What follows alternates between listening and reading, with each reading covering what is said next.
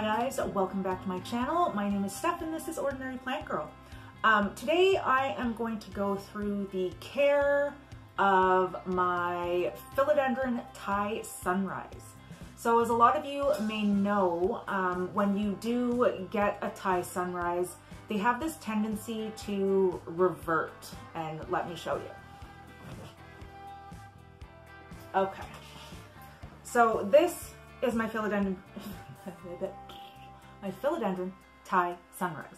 So I got this plant over a year ago, and when I got it, if I have a picture, I will insert it, but when I got it, it had these leaves here where, I'm not sure if you can tell, but you can see variegation along the edge. And even on this one, it's there, but it's pretty minuscule. But that's okay. It's funny because I actually prefer the chartreuse green that it turns. It comes in this yellow, this bright neon color, and then it seems to fade down to this green. And if you're lucky, you will get the margins with the deeper green on the outside. I wasn't that lucky. So one of the things I hate to do is fight variegation. I'm okay with primarily green plants. I mean, I really am okay with it, or plants that do have stable variegation. In this case, it was a learning experience. It was one of the first uncommon plants that I had gotten. I believe it was from North Shore Tropicals. And I tried to cut the plant back just to see if I could come back with that variegation. And as you know what, I don't need this out of the way. So I made a cut here, and surprisingly enough, almost every node became activated. This tiny one here, this one here, this one right out of the bottom, which was actually really surprising. This one here activated, and this tiny little thing here. And that was just from making one cut. And I got 1, 2, 3, 4, 5 nodes activated. But yet none of the leaves, none of them have variegation on them. So the care of this plant, it's really easy, just like most of my philodendrons.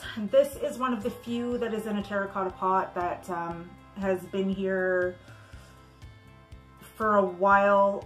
Now I'm wondering what it would have looked like if it was in plastic, so I might change that over. I'm not quite sure.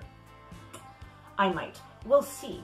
I am kind of transitioning them out of the terracotta pots, and then I'm sealing them, painting them, and, you know, putting them back in, just because I don't need the moisture to be wicked as much as it is. Like, this plant is super dry, and I don't even remember the last time I watered it. It was probably last week. Either way, so it sits in a west-facing window in my bedroom. That's where it's been the entire time I've had it. It seems to be fine with my room humidity, which at this time of year is under 50, and I don't typically use a humidifier in that room.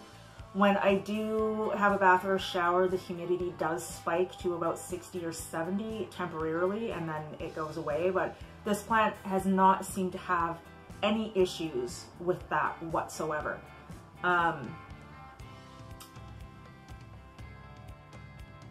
Watering, like I said, I water it about once a week. I do feed with an organic fertilizer every watering for my philodendrons.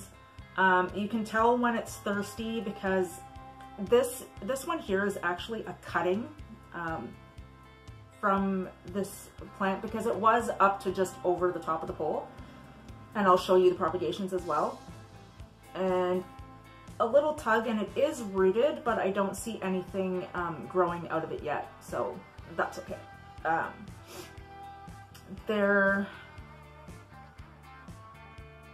that's interesting. There were 2 top cuttings. How do you get 2 top cuttings? Oh, because it branched out. We'll come back to that. Anyway, where was I? Watering. Natural organic fertilizer. I use every watering.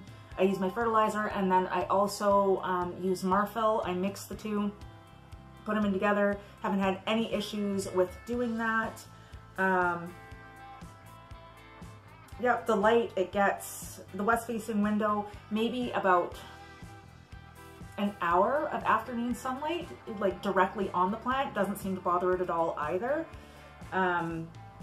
It is, like I said, it is partially thirsty. This leaf here, which does have a little bit of variegation on it, is curled, and that's how I know that it's a thirsty plant. I will probably, if it hasn't, I don't think it has adhered to the moss pole. If it hasn't, I will be putting it on a cedar pole, and we will see how it does from then. But I am putting the top cuttings, which I will show you, back in this pot, and then I don't know what I'm going to do with the rest because I actually have quite a few. But I do prefer, I do prefer the reverted coloration of this plant. I really do. I'm not sure if the reverted version goes by another name, like how the reverted pink princess is called a burgundy princess, which I also have one of, struggling. But yeah, so what I'm going to do now is I am going to show you the propagations that I took from this plant. Okay.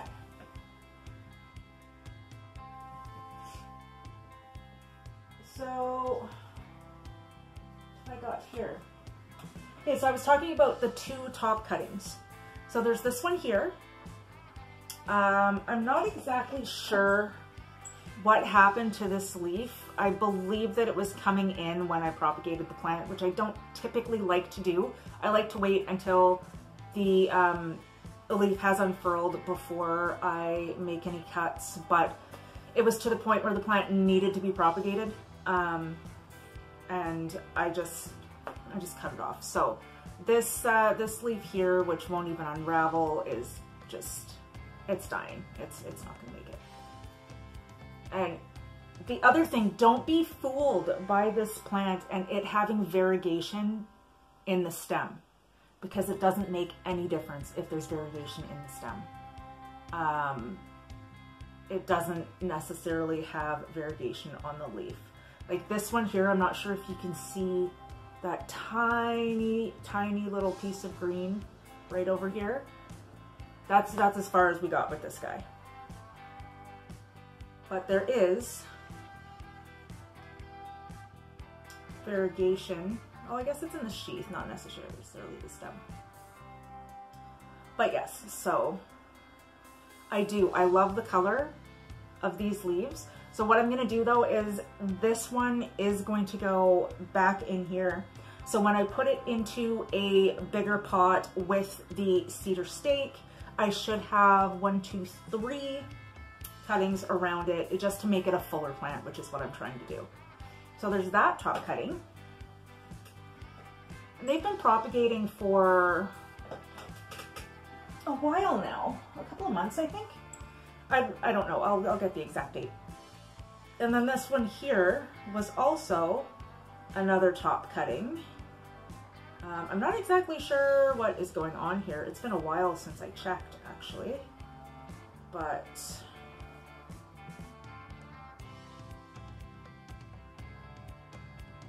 it is putting out a new leaf. I'm just not sure. One must have died at some point that I didn't realize. And why is that? Sorry, I have to take my glasses off to see things close up, but that looks super, super thin. That's okay though, it is fully rooted. Even though, okay, I can see one little root through the corner of the jar, which you're not going to be able to see. maybe through the bottom, you can see it just up there. Anyway, so those two will be going back in the pot. Maybe I'll film that process too, because that will be a plant tour. Okay, so besides those, I do have another one here in moss. There are two? Yes, there are two cuttings in here. And this one here, the larger one, it's just got like, look at the pattern. You know what the pattern on these leaves remind me of? It reminds me kind of like the Philodendron domesticum, or the painted lady without the outer margin, and a completely different growth pattern. But there are two cuttings in here. So this cutting here has put off a new growth point. If we can see, there it is. A new growth point right there. So that makes me very happy. This other cutting, this one here, I don't see a new growth point, but that doesn't mean that something isn't happening.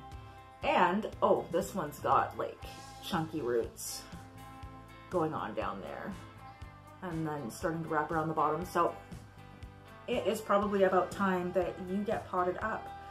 I don't know what I'm gonna do with them. I could sell them or I could trade.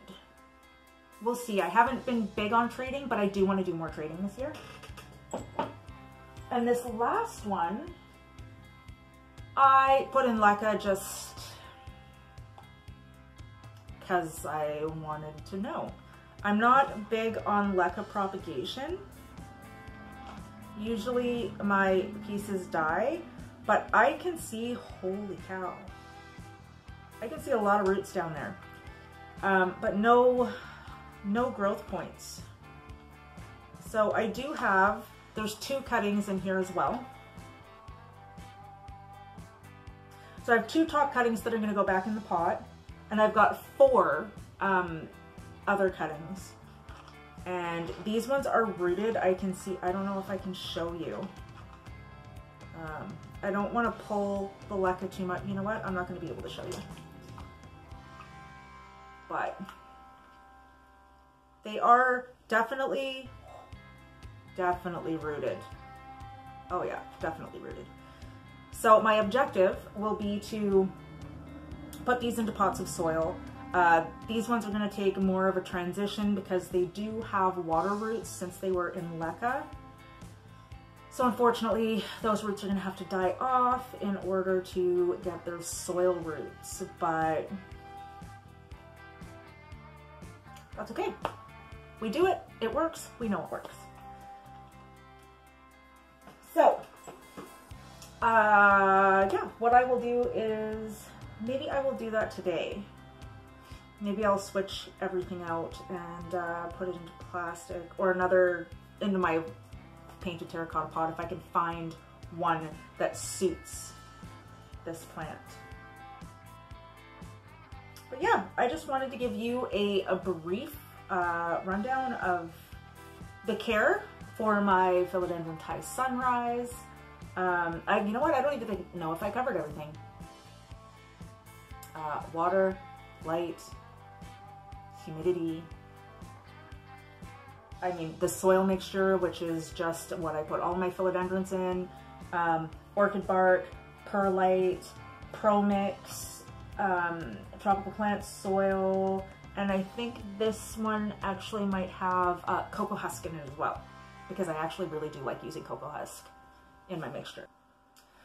So I hope you're all safe and well. Please like and consider subscribing to my channel. If you have any comments or questions, put them below in the little comment box, and I will see you in the next video. Bye.